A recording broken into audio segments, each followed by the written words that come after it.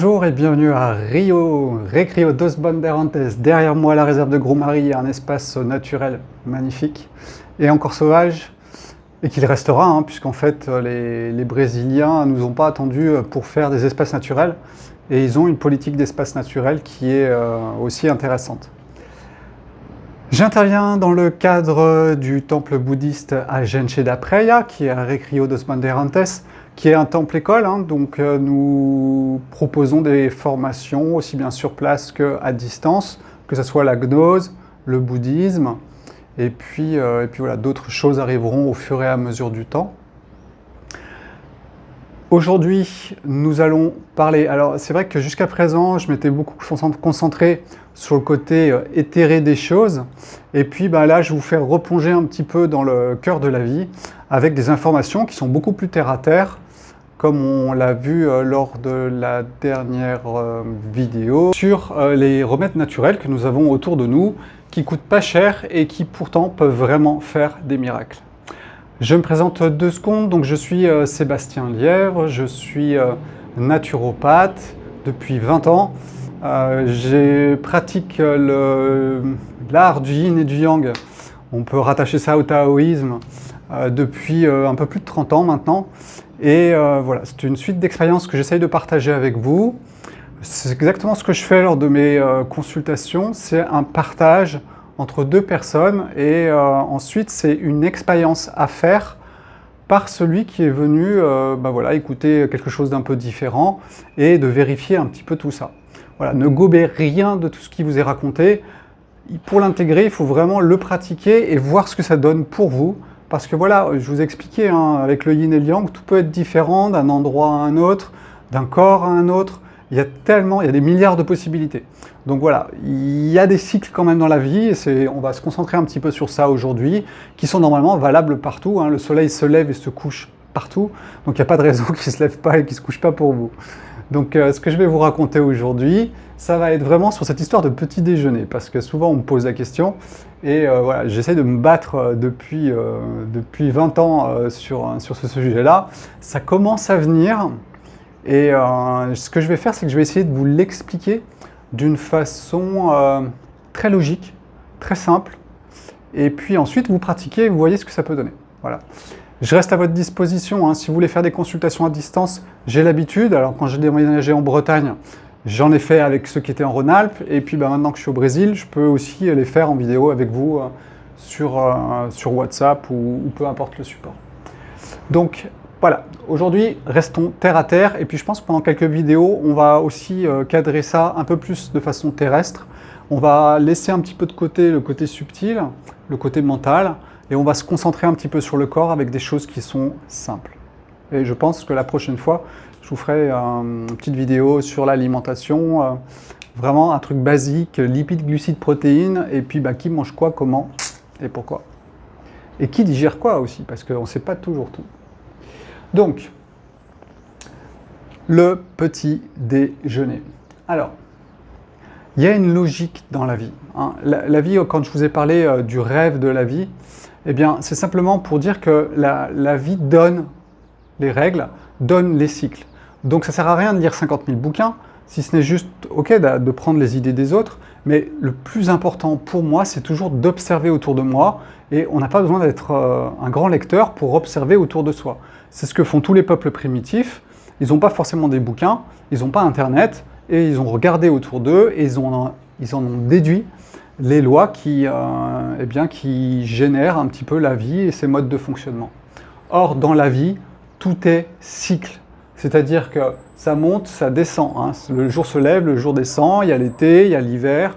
Eh bien, dans votre vie, c'est la même chose. C'est-à-dire que tous les jours, vous avez des moments, par exemple, où dans la journée, vous êtes en moment de décharge, puis vous êtes en moment de recharge, puis en décharge, puis en recharge. Il n'y a pas de raison au niveau alimentaire que ça ne soit pas la même chose. Donc, je vais essayer de vous guider sur essayer de sentir un petit peu ces cycles qui sont autour de nous, et voir si on petit-déj ou on petit-déj pas, ou on petit-déj un peu. Donc voilà, chacun y trouvera des idées, et ensuite voilà, vous verrez ce que vous pouvez faire avec tout ça. Donc, restons pratiques. Il y a un mot qui s'appelle le déjeuner.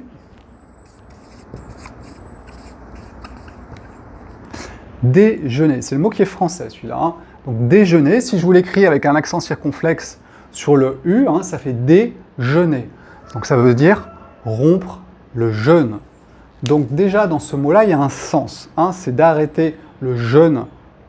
Le jeûne, alors je ne dis pas encore si c'est le jour ou si c'est la nuit. On arrête le jeûne et puis on recommence à manger.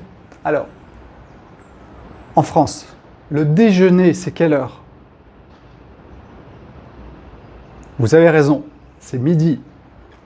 Donc déjà, on a un terme en français qui nous donne une donnée qui est de rompre le jeûne à midi. Ça paraît bizarre quand même, non? Ouais. Alors, ce que je vais essayer de vous expliquer, c'est qu'à chaque fois, tout ça est très logique. Et ceux qui ont pratiqué une certaine hygiène de vie simple ont les bonnes billes. Rappelez-vous, les paysans, ils se lèvent à quelle heure? Très tôt le matin, hein. Ils vont traire les vaches, ils vont s'occuper de pas mal de choses. Est-ce qu'ils petit déjeunent? Ah oui, parce que c'est vrai qu'on a dit le petit déjeuner. Mais est-ce qu'un paysan petit déjeune? Eh bien non. Il va avaler vite fait un truc et après, il va partir travailler. Et ensuite, il y a un moment où effectivement, il va petit déjeuner et souvent, ça sera même un casse-croûte qui sera beaucoup plus tard que 8 h du matin et souvent plutôt vers 10 h. Hein. C'est là où il mangeait beaucoup plus et puis ensuite, il repartait travailler. Mais c'est pas en se levant qu'il commençait à manger. Donc le bon sens paysan, il existe. Et se lever et manger, moi je dis, méfiance. Donc on a inventé le petit déjeuner. Alors, petit déjeuner, ça veut dire rompre le jeûne de façon petite. Donc si je commence à attaquer les tartines, le beurre, la confiture, le chocolat au lait, le café, des œufs, tiens, et puis un peu de jambon, je peux vous dire que je ne pense pas que ce soit une bonne façon de rompre le jeûne. Est-ce que vous pensez que quand les personnes qui sont avec moi pendant une semaine de jeûne, elles vont rompre leur jeûne avec tout ça? Non. On va rompre le jeûne d'une façon petite. Et cette façon petite, vous allez voir, elle va être reliée à l'eau. Plus il y aura d'eau dans ce que vous mangez au petit déjeuner, plus vous serez sur un petit rompre le jeûne. Et moins il y en aura, plus ça sera de la digestion, etc. qui va se mettre en route. Ça, c'est déjà pour poser un petit peu le décor des mots exactement, de ce qui se fait à peu près de façon logique. Et puis, il y a surtout quelque chose qui est très important. C'est ça. La faim. Qu'est-ce que la faim? Connaissez-vous la faim? Alors, on va essayer de se poser la question. Qu'est-ce que c'est la faim?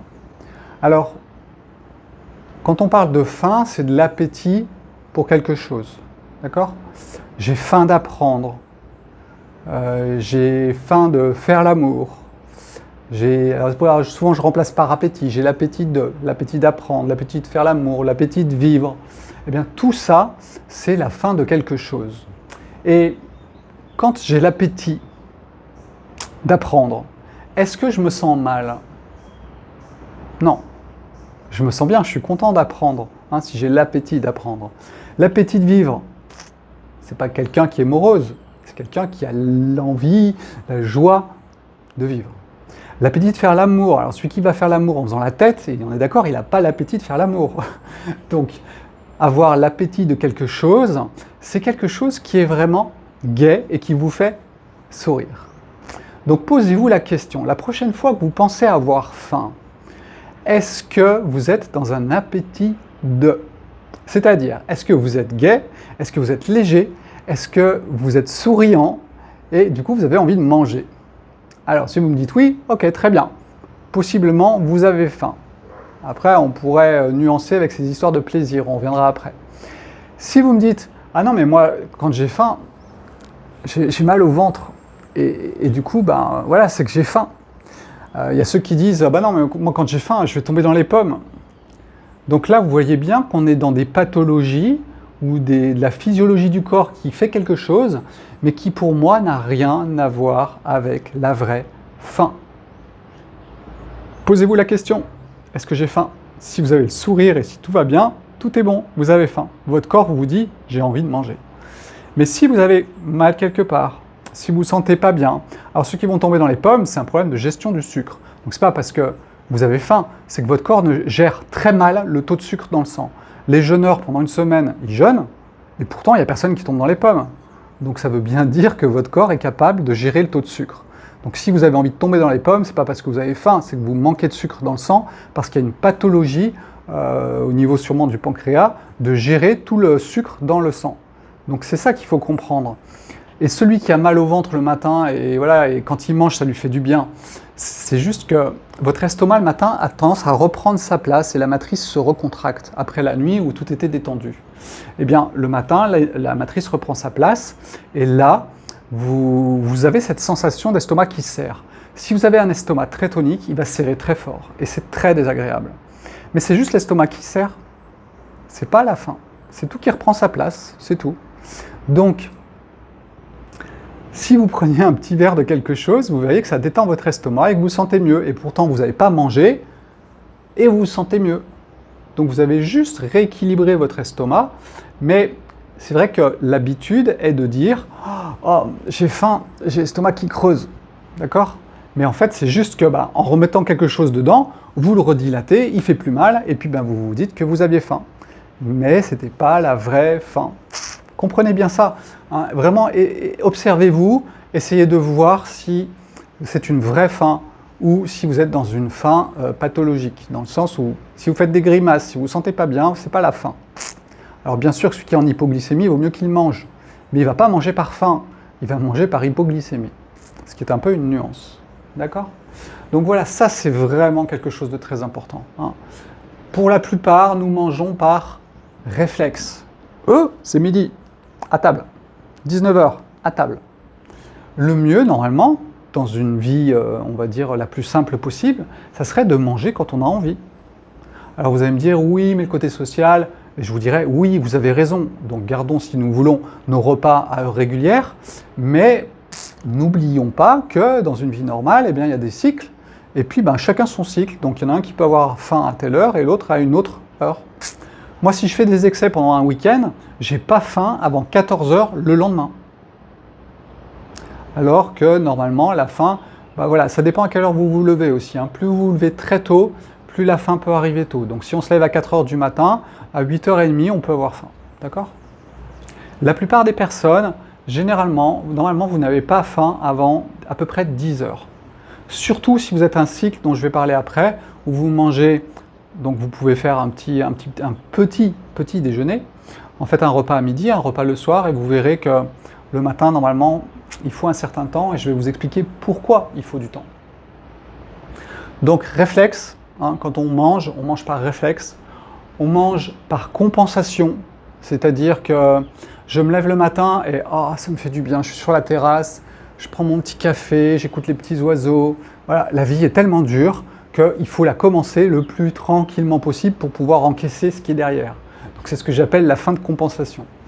Et puis il y a la faim pour se remplir, c'est-à-dire qu'il y a une tellement grande solitude à l'intérieur de vous que vous êtes obligé de remplir et qu'il y ait de la musique qui rentre à l'intérieur pour pouvoir vous sentir mieux. Hein, moins seul, surtout, avec tout ça. Donc voilà, il y a plusieurs façons de s'alimenter. Et moi, ce que j'essaye de vous expliquer, c'est la façon la plus simple, sans pathologie, mentale ou physique. Et ça va vous permettre de voir exactement où vous en êtes par rapport à tout ça.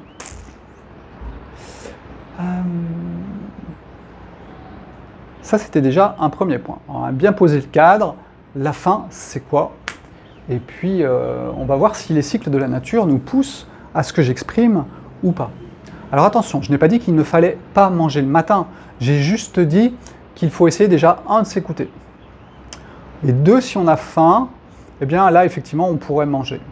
Mais vous pourriez prolonger un petit peu votre jeûne du matin parce que c'est le meilleur moment pour jeûner. Je vais vous expliquer après pourquoi.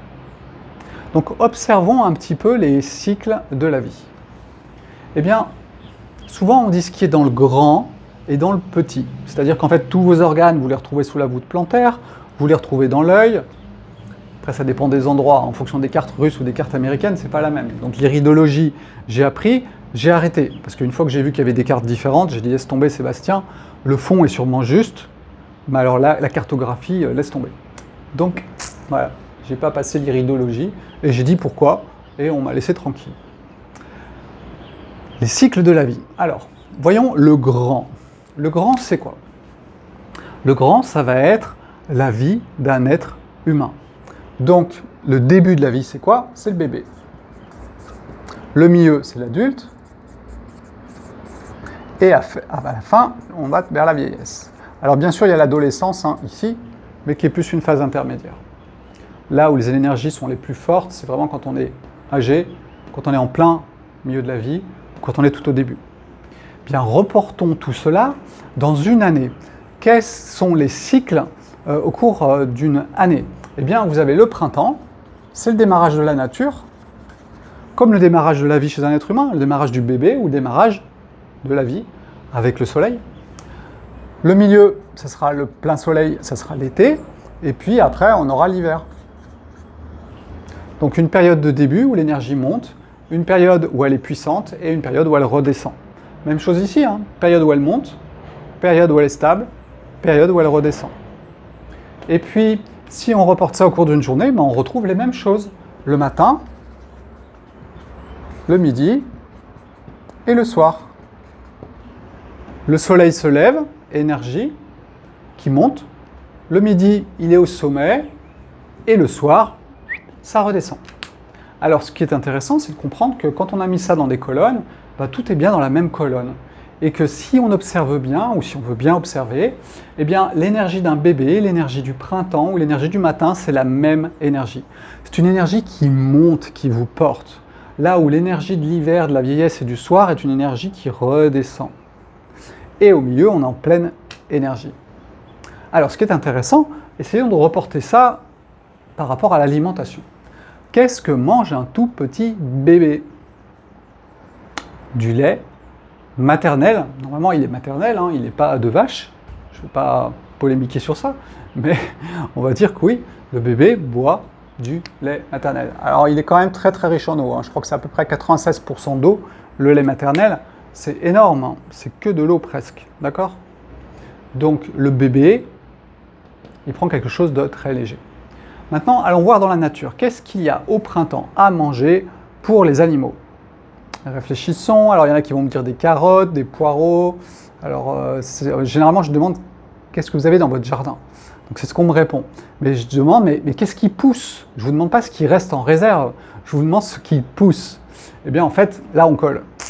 Parce qu'effectivement, dans un jardin, en janvier-février, franchement, il n'y a pas grand-chose à manger. Donc les animaux dans la nature au printemps, je peux vous dire qu'ils cherchent la nourriture. Donc, moi je dis pas grand-chose. Eh bien, par effet, je pense que bébé, printemps, matin, 96% d'eau, pas grand-chose. Il n'y a pas de raison, le matin, essayons d'être avec beaucoup d'eau. Pas grand-chose. Pour moi, c'est une histoire de cycle. Ce qui se passe dans le grand se passe dans le petit. Si j'arrive à être dans les cycles de la vie, c'est-à-dire dans le rêve de la vie, eh bien, il n'y a pas de raison. Mon corps va suivre les mouvements et c'est la vie qui dirige. C'est pas Sébastien qui dirige parce qu'il va pas bien et qu'il faut qu'il mange le matin ou parce qu'il a mal au ventre et du coup, ça lui fait du bien de manger. Non, je suis les cycles de la vie. Et les cycles de la vie vous invitent à manger très peu le matin. C'est vraiment important de comprendre ça. Et puis si on regarde un petit peu dans la nature, à quel moment on va manger plus, vous verrez que les animaux vont se nourrir plus quand il faut faire des réserves.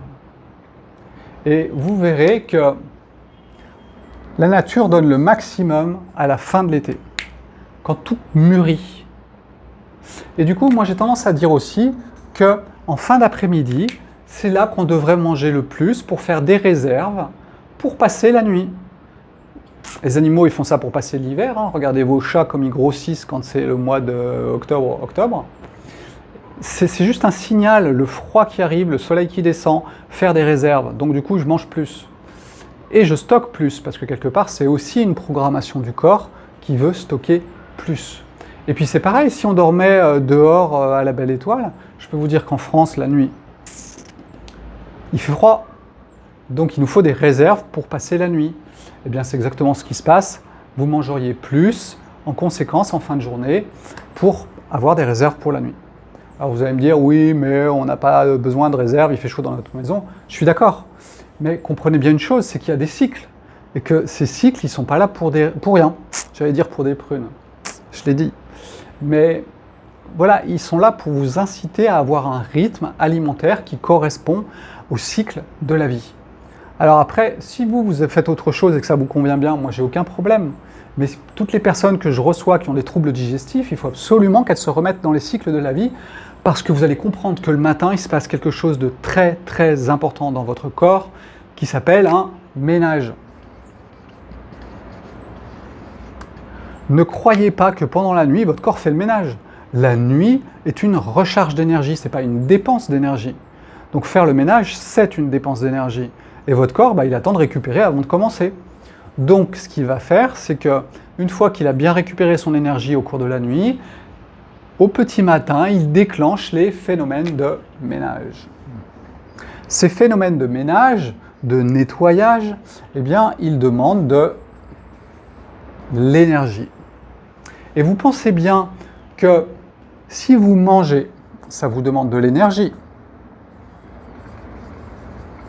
Si vous... Alors manger, ça voulait dire digérer. Ensuite, il faut l'intégrer. Ça aussi, ça demande de l'énergie. Au niveau sanguin, les transports et ensuite les passages cellulaires. Et puis ensuite, il faut éliminer. Parce que si votre corps, il n'en avait pas besoin, il faut s'en débarrasser. Donc du coup, toute l'énergie qui aurait dû aller vers le ménage, eh bien en fait, elle va passer de ce côté-là et votre corps ne va pas pouvoir faire le ménage. Faire le ménage tous les jours, c'est important. Souvent, je dis aux jeûneurs, écoutez, moi je préfère que vous jeûniez un peu tous les jours, plutôt que vous veniez jeûner une semaine. Souvent, je prends l'exemple et je leur dis, mais vous ne dormez pas toute l'année et puis vous venez dormir ici une semaine. Ça vous paraît logique ? Tout le monde me dit non. Eh bien, c'est pareil pour le jeûne. Il faut dans la journée absolument cette période de jeûne. Et le moment le plus propice reste le matin. Ça, c'est une des raisons, c'est que votre corps, quand il se lève, c'est un peu comme les poubelles. Les poubelles, souvent, elles passent le matin. Eh bien, il y a une raison pour ça, c'est que je me réveille, j'ouvre les yeux et j'ai envie de faire le ménage. Regardez comme au printemps, c'est là que vous êtes porté par l'énergie de la vie de tout ranger dans votre garage. Eh bien, dans votre corps, c'est pareil le matin. Il a envie de tout ranger, de tout remettre à sa place. Donc, si le week-end, vous avez fait des excès, je peux vous dire que ça lui prend du temps de faire le ménage. Et c'est pour ça que la vraie faim, elle n'apparaît pas avant le lundi 14h. Alors, peut-être que j'ai encore un peu faible, ça lui demande beaucoup de travail, mais voilà, comprenez bien comment ça fonctionne. Et tout ça est très, très logique. Pour moi, c'est mathématique encore. Donc, le matin, ménage. Ensuite, il y a surtout un autre point qui est intéressant. À votre avis, les cellules se reproduisent le plus vite chez un bébé, un adulte ou un vieillard ? Un bébé. Les cellules vont se reproduire le plus vite au printemps, l'été ou l'hiver ? Printemps, quand il est un petit peu entamé quand même. De toute façon, regardez bien. Le mimosa, fin janvier, il est en fleurs à Vannes. Donc ça veut dire que la sève est déjà remontée dans les plantes, les bourgeons sont souvent présents, il n'y a plus qu'à éclater. Donc quelque part, c'est au niveau du printemps qu'il y a une énergie cellulaire de reproduction, ou du moins un signal de la vie qui vous envoie des signaux de reproduction cellulaire qui est le plus important. Et donc en toute logique, eh bien voilà, c'est le matin qu'il y a sûrement toute la reproduction cellulaire qui est portée par cette énergie du soleil qui monte. Il n'y a pas de raison, ce qui se passe dans le grand se passe dans le petit. On ne peut pas y échapper. Vous ne pouvez pas y échapper en termes des cycles de la vie. Ensuite, si vous avez envie de faire autrement, vous pouvez. Mais nous ne pouvons pas y échapper. Donc voilà, le matin, il y a une régénération cellulaire. Donc votre corps fait le ménage et ensuite il régénère. Ou il le fait peut-être en même temps, je ne sais pas. Cette régénération cellulaire, elle demande de l'énergie. Donc si vous mangez trop tôt le matin, trop lourd, toute votre énergie, elle passe du ménage à la régénération, elle passe dans la digestion, l'intégration et l'élimination, parce que vous mangez par anticipation, vous n'avez pas encore fait quelque chose. Hein, le paysan qui rentre du champ à 10 heures pour casse-croûter le pain, le saucisson et le beurre, avec son opinel, eh ben, lui, il a besoin déjà. Donc attendez que votre corps réclame ses besoins. Et c'est ça la vraie faim. Et il est content de manger son casse-croûte. C'est ça qui est intéressant. Sinon, ça va vous plomber votre énergie dès le matin et vous n'en sortirez pas toute la journée. Hein. J'ai plein de personnes qui fonctionnent comme ça. Alors, l'histoire, c'est que, comprenez bien une chose, c'est qu'effectivement, en fin de journée, votre corps est programmé pour grossir. C'est tout à fait normal et naturel. Votre corps, de toute façon, il maigrit, il grossit, il maigrit, il grossit. Il fait un cycle. Hein, il n'a pas un poids stable au cours de la journée, ni au cours d'une semaine d'ailleurs, sûrement. Mais il y a une raison à ça, c'est qu'en fait, il y a des dépenses d'énergie, puis je me recharge, je me remplis, et le remplissage se fait en fin de journée. Qu'est-ce que cela veut dire? Ça veut dire que si vous mangez du fromage, si vous mangez du riz blanc, des choses sans fibres, et que vous mangez tout ça le soir, c'est bingo, ça va dans les graisses. En plus, vous déjeunez le matin, donc du coup, il n'y a pas le déstockage, hein. Le ménage, il ne se fait pas. Et puis, vu que vous mangez, il y a encore de l'énergie qui arrive, donc ça ne sert à rien de déstocker l'énergie stockée. Donc en fait, vous êtes dans un cycle vicieux où vous grossissez, vous n'arrivez pas à maigrir, alors qu'il faudrait un petit peu changer tout ça. Et c'est un petit peu quelque part des jeûnes intermittents qui sont très à la mode en ce moment, où effectivement on laisse des périodes de jeûne plus longues, mais où on la met. Et moi, je vous incite vraiment à la mettre entre le dernier repas du soir et le plus tard possible en fin de matinée. En sachant qu'il faut écouter votre corps. Si vous avez vraiment faim, mais allez-y, mangez. C'est vraiment pas un souci. Moi, quand je me lève à 4h du matin, je peux vous dire qu'à 8h30, je peux avoir faim. Par contre, quand je suis en France et que je me lève à 7h, 7h30, moi, à 8h, j'ai pas faim. Et la vraie faim, c'est après que je me sois baladé et à 10h, j'ai faim. Mais voilà, ça, c'est à chacun de le sentir dans son corps.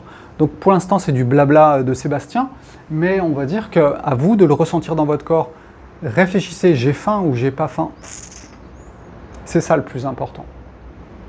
Donc le fait de manger, ou du moins d'attendre de manger un peu plus tard, le signal du corps de manger, et puis vous verrez, j'ai plein de personnes qui me disent « mais non, mais moi le matin je mange jamais » et qui culpabilisent presque. Mais ils ont raison. Ils se sont toujours écoutés d'ailleurs, parce qu'ils font ça souvent depuis très très longtemps. Les enfants qui n'ont pas faim le matin, il y en a plein. Et on les oblige à manger, alors qu'en fait, ils devraient rester dans leur cycle. Donc ça, c'est toujours des modes de fonctionnement où on casse les cycles. Et puis à un moment ou à un autre, voilà, ça se dérègle. Hein, ça se dérègle. Et j'ai le problème des femmes, 50-60 ans, qui ne veulent pas grossir. Alors elles, le soir, elles mangent une soupe, un yaourt, donc bingo en termes de yin, je vous rappelle que le yin, c'est l'expansion. Donc la soupe, c'est plein d'eau, hyper yin. Le yaourt, je vous rappelle que c'est une fermentation du lait, retournez sur ma vidéo concernant le yin et le yang, vous verrez, on est en plein dans l'expansion. Donc je me retrouve avec des dames qui dorment pas bien la nuit, qui ont des ventres complètement ballonnés, qui n'arrivent pas à perdre du poids. Donc du coup, elles arrivent à peine à se stabiliser, mais elles se mettent à la diète. Alors qu'en fait, quand je les remets dans un cycle normal, où en fait elles vont pouvoir, je dirais, manger un petit peu plus tard le matin, et puis à midi, et surtout bien manger le soir, des céréales complètes, j'insiste, il faut manger sain, très sain le soir. Des bonnes céréales complètes, des légumineuses, pourquoi pas un petit peu de viande si vous voulez, mais voilà, un bon repas, vous verrez qu'en plus votre sommeil s'améliore. C'est ça qui est hallucinant. Bien sûr que si vous mangez une tartiflette, votre sommeil ne s'améliore pas. J'insiste, mangeons sain en fin de journée. Et vous verrez que quelque part, ça va changer quelque chose en vous, parce que vous allez vous remettre dans les cycles de la vie. Et du coup, votre corps refonctionne mieux. Et on a des bons résultats en termes de poids, dans le sens où si on se remet dans le cycle de la vie, le corps se remet sur ses équilibres. D'accord ? Donc il n'y a pas de raison, on perd tranquillement 500 grammes par semaine, et pourtant on mange. On ne se met pas à la diète et on n'affame pas le corps, parce que là on affame, et puis après on va se jeter sur plein de trucs, parce qu'on n'a pas assez de calories. Donc il faut manger, si possible au bon moment. D'accord ? Donc voilà, tout ça, c'est quelque chose qui est très important pour moi parce que ça fait partie de l'hygiène de vie de votre corps et donc du respect du corps. On a beaucoup parlé du mental et puis maintenant on se recentre un petit peu sur le corps et comment il fonctionne et on retombe sur le rêve de la vie et surtout sur les cycles qui sont des montées et des descentes et des montées et des descentes. Et si on respecte ça, eh bien vous verrez que ça ira mieux. Alors, qu'est-ce que je mange du coup le matin? Déjà, vous vous levez, vous posez la question, j'ai faim ou j'ai pas faim? Bon, j'ai pas encore faim. Ou du moins, comme Sébastien, il dit. Hein. Sébastien, il dit qu'il faut se sentir bien. Bon, j'ai plutôt mon ventre qui me dérange, etc. Bon, buvez quelque chose, buvez une tisane. Alors, le café, on y reviendra. Hein. Je vous ferai un petit topo sur le café, mais si vous pouvez l'éviter, c'est quand même mieux. Et voilà, n'hésitez pas à boire une tisane, à manger un fruit. Je vous ai dit, hein, c'est pas qu'il ne faut pas du tout manger, c'est qu'il faut manger léger, supérieur à 80% d'eau. Et là, vous ne vous trompez pas, d'accord? Donc, le jus de fruits, c'est bien, mais il manque un peu les fibres. Donc, moi, je préfère que vous mangiez un fruit. Et puis, vous attendez d'avoir faim. Et vous allez voir que peut-être vers 10 heures, la vraie faim va arriver. Parce que généralement, un fruit, ça tient 2 heures, hein, mais pas plus. Donc, du coup, la vraie faim. Mais par contre, il ne va pas bloquer l'énergie du ménage et de la régénération. Quand vous mangez que des fruits et des légumes crus, vous êtes sur un demi-jeûne, hein, quasiment. Ça ne perturbe pas au niveau digestif, alors que c'est le digestif qui va vous prendre le plus d'énergie. Et puis après l'élimination, bien sûr. Donc voilà, vous vous levez, vous posez la question, j'ai faim, j'ai pas faim, et puis si j'ai faim, je peux manger un petit peu. Si vous êtes levé très tôt, allez-y, mangez vraiment si vous voulez. Et puis sinon, attendez un petit peu. Et à 10 heures, vous pouvez manger, pourquoi pas, des noisettes, des amandes ou quelque chose d'autre.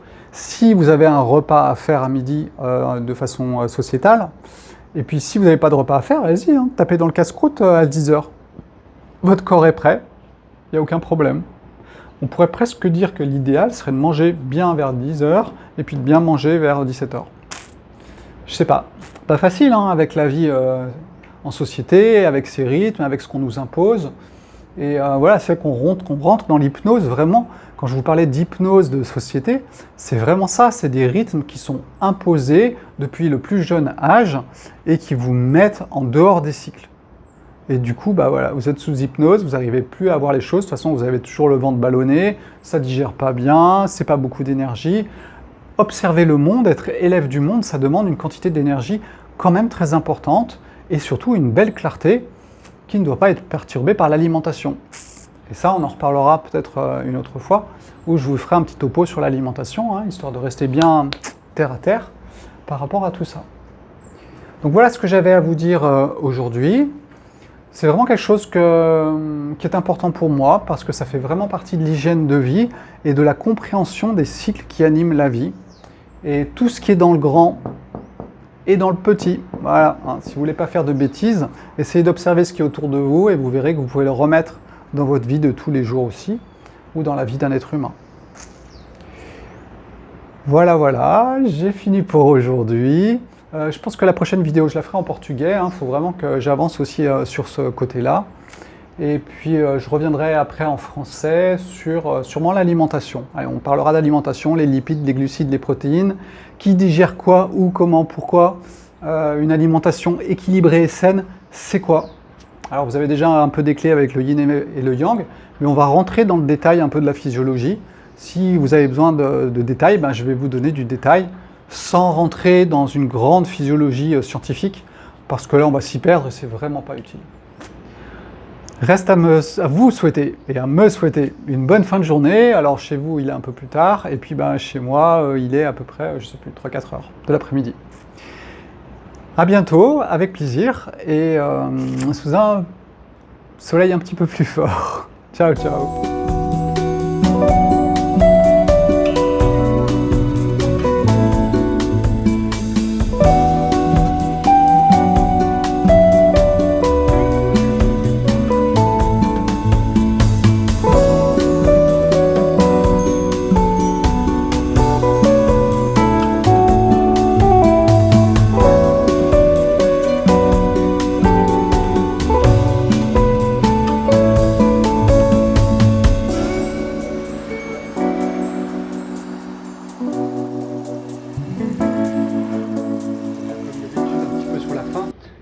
vraiment pour insister sur le fait que sentez-vous libre d'expérimenter les choses. Donc ne suivez pas des règles bêtement. Et puis voilà, vous expérimentez. Je sais que Pascal, par exemple, déjeune le matin, mais il mange pas le soir. Voilà, chacun fait comme il veut. L'important, c'est de bien se sentir dans son corps et d'être dans voilà, dans les rythmes qui sont les vôtres. Par contre, si vous êtes en mauvaise santé, si vous avez des troubles digestifs, je vous incite vraiment à changer votre mode de fonctionnement par rapport à votre gestion des repas et d'expérimenter un petit peu ce que j'exprime pour aller voir un petit peu que vous allez sentir l'énergie qui monte le matin comme jamais vous l'avez senti. Parce que vous n'allez pas la casser avec ce petit déjeuner qui plombe quand même pas mal. Je vous rappelle d'ailleurs que quand on va courir le matin, on ne déjeune pas. Donc vous pourriez très bien partir le matin sans manger et ça ne serait pas un problème non plus. Après, il faut trouver un petit moment, bien sûr, pour l'encas à 10 heures, mais des amandes, des noisettes, ça se trouve facilement et c'est pas difficile. Voilà. Ciao, ciao et à bientôt!